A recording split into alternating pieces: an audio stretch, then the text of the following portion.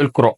لو أنت طالب فأنت أكيد خلّصت دراسة، بس حتى لو ما كنتش خلّصت دراسة فأنت المفروض حاليًا تكون خلاص يعني بتفنِّش في الامتحانات اللي هي باقية، ولمّا تاخد الأجازة أكيد هتكون بتدوّر على حاجة تعملها في الأجازة، فأنا جاي لك النهارده بحاجة مهمة جدًا، يعني كل الناس تقريبًا بتعملها في يومها، الناس اللي هم اللي ناجحين طبعًا، والحاجة دي يا صاحبي أكيد أنت عرفتها من عنوان الفيديو، فأخوك الفهمان جاي لك النهارده عشان أقول لك عن ملخص 10 كتب أو روايات أنا خلّصتهم في الفترة اللي هي ال6 شهور اللي فاتوا.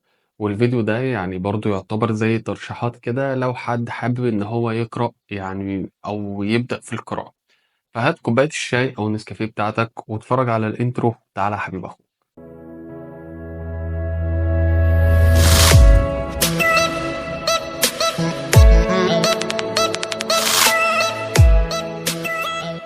قبل أي شيء لازم ندعي في الأيام دي لإخواتنا اللي في فلسطين إن ربنا ينصرهم ويكون عون وسند ليهم، وكمان ندعي لإخواتنا وأصحابنا اللي في ثانوية عامة السنة دي، لإن هم وقت نزول الفيديو ده هيكونوا خلاص تقريبًا يعني بدأوا يعني يخلصوا تقريبًا مادتين أو 3 كمان من المواد اللي هي بتضاف للمجموع.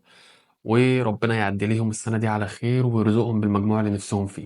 أول كتاب وهو غربة الياسمين. الرواية تقييمها على موقع جود ريدز 4/5. بصراحة أنا قاصد أقول عليه كتاب مش رواية لأن كل المقومات اللي تخليك تقول على الكتاب إن هو كتاب موجودة في الرواية دي، وكالعادة الدكتورة الكبيرة خولة حمدي بتبهرنا بسردها للأحداث والتفاصيل واستخدامها لحاجة شائعة قوي في الروايات والكتب بتاعة العصر ده، وهي اللي هي بيسموها التنقلات ما بين الأحداث، تجيب لك موقف من هنا على موقف من هنا وبعدين مرة واحدة تربط لك كل التفاصيل دي ببعضها عشان في الآخر توصلك لمرحلة اللي هو عشان كده حصل كذا في بداية الرواية.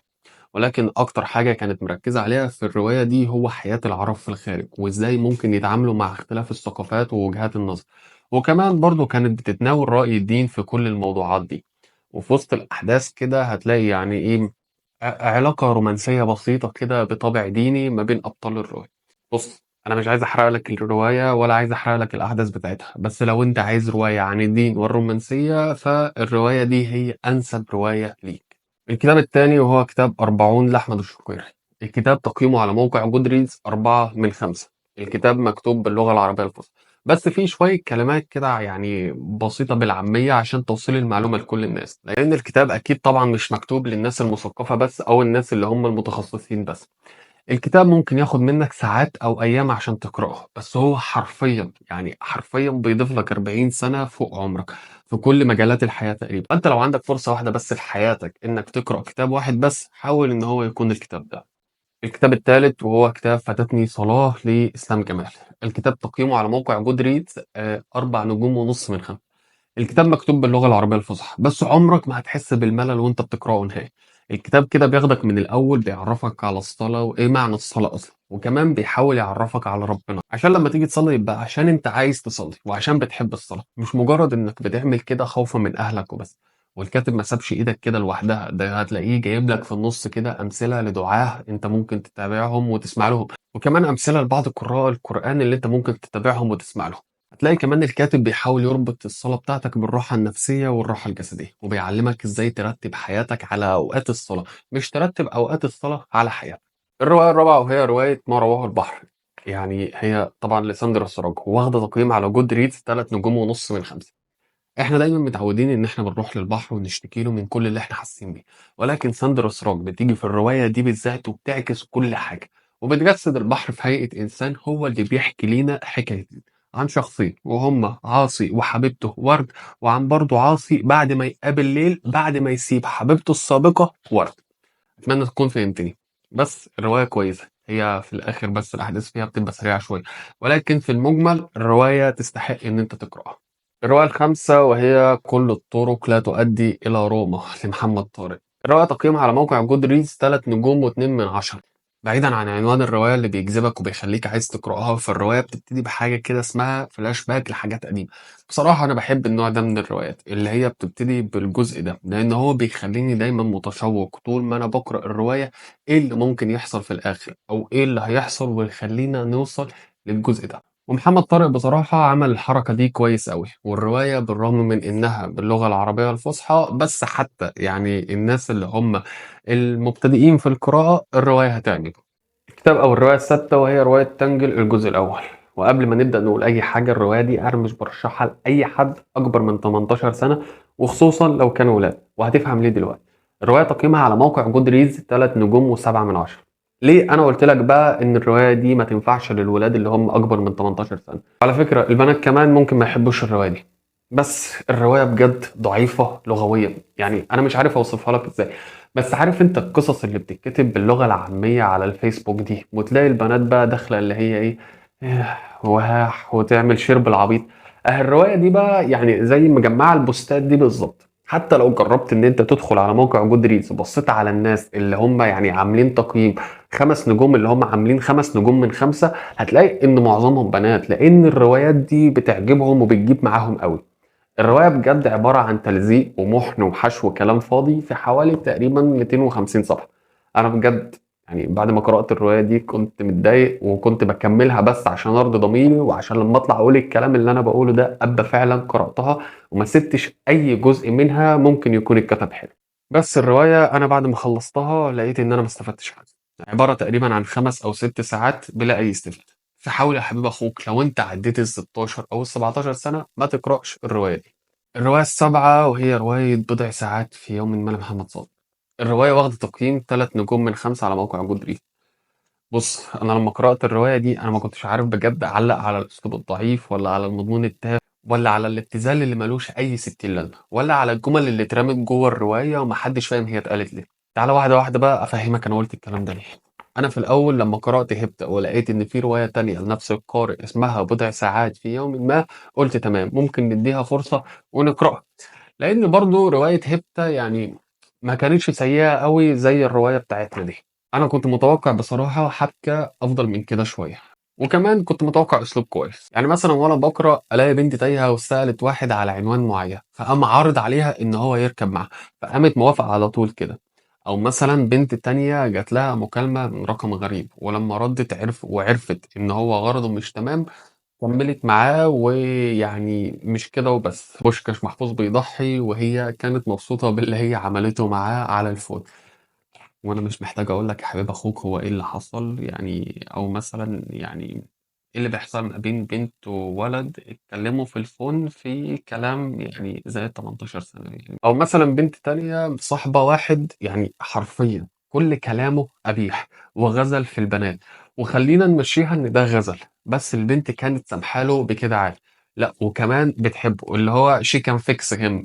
وكأنه بيقول لك يعني معلش في اللفظ إن كل البنات دول عاهرات مثلًا، وما فيش أي بنت محترمة نهائي. ده غير طبعًا الألفاظ أو المشاهد اللي هي زائد 21، لأ مش زائد 18. كل قصة في الرواية أتفه من اللي قبلها، يعني والكاتب تحس إن هو كان بيجاهد عشان يحط الألفاظ الإباحية في وسط الأحداث وخلاص. ده غير طبعًا كله كُم، وقصة أمل اللي هو ما حدش عارف هي انتهت على إيه، دي كُم تاني.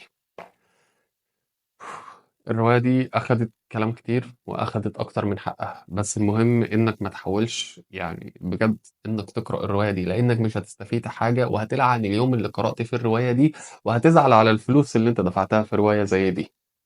الكتاب أو الرواية التامنة وهي رواية أبابيل لأحمد آل حمدان. رواية تقييمها على جود ريدز 4 من 5.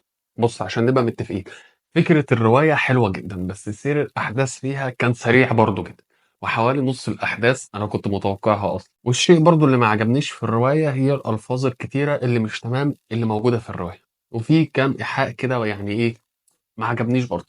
الرواية بالمختصر المفيد خيالية طبعا، بتتكلم عن طفل هجين من أم جنية اسمها جمانة، اللي حاربت أهلها وقفت قصادهم عشان تتجوز شخص بشري اسمه بحر. الرواية دي ليها جزء تاني اسمه الجساسة، وجزء تالت اسمه جمانة، وجزء رابع اسمه السجيل أو السجيل، يعني معرفش هي بتتنطق ازاي. المهم إن أنا أتمنى لما أجي أقرأ الأجزاء اللي جاية يعني يكون اللي كاتب عدل شوية من الألفاظ اللي كانت موجودة في الرواية دي، لأن فعلا الرواية فكرتها حلوة وتستحق. إن شاء الله لما أقرأ الأجزاء الجاية هقولك إذا كان الكاتب فعلا عدل أسلوبه ولا لأ. الكتاب التاسع هو كتاب إنجليش اسمه The One Thing. الكتاب تقييمه على جود ريدز 4 نجوم و2 من 10. الكاتب جاري كيلر بيتكلم في الكتاب ده عن شيء واحد بس، وهو أهمية الشيء الواحد. بص خلينا نسيب الكتاب شوية كده ونروح لشركة أبل بتاعة ستيف جوبز. طبعا أنت دلوقتي أكيد يعني بتقول لي إيه علاقة شركة أبل وستيف جوبز بالكتاب. حبيب أخوك أنا عمري سوحتك قبل كده؟ إحنا رايحين هناك عشان نفهم حاجة معيّنة، فما تبقاش متسرع وأهوج يا حبيب أخوك. خلّيني أسألك سؤال، تفتكر إيه اللي خلّى شركة آبل تبقى اللي هي الشركة اللي موجودة دلوقتي بالصناعة بتاعتها والقيمة التسويقية اللي موجودة دلوقتي؟ الإجابة بسيطة جدًا يا حبيب أخوك، وهي إن ستيف جوبز أول ما رجع الشركة أخد قرار معيّن، وهو إن هو يركّز على شيء واحد بس، وهو الأيفون، بمعنى إن هو قلّل منتجات آبل، ونتيجة القرار اللي هو أخده ده، فأنا وأنت والتاريخ عارفين. تعالَ بقى يا حبيب أخوك نرجع مصر لحد أنت يعني بتحبه أكيد طبعًا أنت عارفه، اللي هو أحمد صبري. أحمد صبري إيه، الدكتور أحمد صبري، لمّا كان في بودكاست مع أحمد أبو زيد وقال فيه الكلام اللي جاي ده. لقيته مش كفء معايا قوي، فاستبدلت بقى تنظيم الوقت بتنظيم الاولويات. الموضوع ده ريحني جدا. اوكي. احنا كلنا عندنا نفس ال 24 ساعه في صح. اليوم. الفكره وانت ماسك الموبايل انت مدي اولويه للموبايل عن اي حاجه تانية اكتفلي، يعني انت مختار فعلا الموبايل عن اي حاجه تانية في اليوم، مش مجرد ان انت ماسك موبايل بتتسلى، لا انت مدي له الاولويه على كل حاجه تانية في يومك. فالفكره ديت غيرت مفهومي تماما عن تنظيم يومي. فانا قلت خلاص الوقت اللي انا اكون فاضي فيه ابدا بالاولويات، اعلى حاجه في الاولويات بتاعتي، وبقى معايا من بس كده يا سيدي، أنت هات الكتاب وابدأ، فلو ما كنتش في الإنجليزي قد كده يعني، فطبعًا هتلاقي المهندس علي محمد علي عامل فيديو يعني جامد، فيه ملخص للكتاب بشكل حلو. ودلوقتي ميعادنا مع أفضل كتاب أنا قرأته الفترة اللي فاتت. أنا حاسس إن الإحساس مش واصل لك، أنا دلوقتي جاي أكلمك عن أحسن كتاب أنا قرأته الفترة اللي فاتت. أنت فاهم ده يعني إيه؟ أنت فاهم لمّا أقول لك إن ده أحسن كتاب أنا قرأته؟ يعني الكتاب ده مهم. الكتاب العاشر والأخير وهو كتاب عقدك النفسية سجنك الأدبي للكاتب والدكتور يوسف الحسيني. تقييم الكتاب على موقع Goodreads 4 نجوم. قبل أي شيء وقبل أي كلام الكتاب بيتكلم من وجهة نظر تحليلية بحتة وأحيانا بيحط الدين على جنب، والشيء ده أنا ما حبيتهوش في الكاتب لأن الدين يأتي طبعا في المقام الأول قبل كل شيء وقبل أي شيء. فأنت حاول ما تاخدش الموضوع اللي في الكتاب دي على إنها مسلمات نهائية. طيب، الكتاب مكتوب باللغة العربية الفصحى، يعني وأنا كنت فاكر في الأول إن ده عيب، لإن هو يعني مش بيخاطب الناس كلها، ولكن بعد اللي شُفته في الفترة الأخيرة من الكتب والروايات، أو خلّينا نقول يعني عليها روايات، اللي هي بتظهر من ناس ما لهمش أي لازمة وبيقولوا على نفسهم إن هم كُتّاب وخلاص، فأنا عايز أقول لك إن الحمد لله إن الكتاب مكتوب باللغة العربية الفصحى. يوسف الحسيني اللي هو مؤلف الكتاب ده بيقول إن هو قابل حوالي 20,000 حالة نفسية، اختار منهم 15 حالة أثّرت فيه، ولاحظ إن الأعراض بتاعتهم متكررة بين الناس. فأنت أي مشكلة نفسية بتمُر بيها سواء كنت صغير أو كبير، راجل أو ست، مشكلة كبيرة، مشكلة صغيرة، فهتلاقيها في الكتاب ده. بجد الكتاب عبارة عن طبيب نفسي موجود في جيبك، وفي نفس الوقت لازم يكون وأنت بتقرأ الكتاب دينك جوه دماغك. بس يا سيدي دي كانت كل حاجة موجودة في فيديو النهاردة. متنساش طبعا لو الفيديو عجبك إنك تعمل شير ولايك وسبسكرايب. استنانا المرة الجاية في فيديو جديد على خير إن شاء الله. سلام.